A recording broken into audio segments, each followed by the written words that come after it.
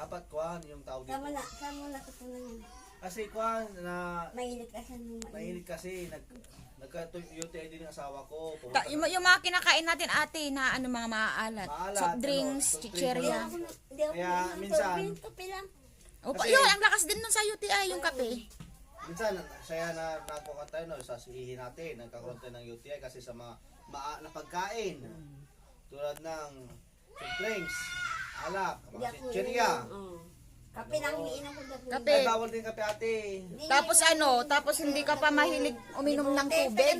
Tagal na ako di umiinom ng bote. Ayaw ko Tapos may maano ka pa sa tubig, yung tipid ka pa sa tubig pa, ano yun. Ay, 10 beses. Aday. Kailangan, Ay, doon siya. Ay, doon Oo, pwede yun. Kung maipirang. Ay, Salamat. tubig lang. Baka nakagingawa na ako. Tapos, pero ihi kayo ng ihi. ate, Ah? Ihi kayo ng ihi. Doon man na maihi. Kaya lang, yung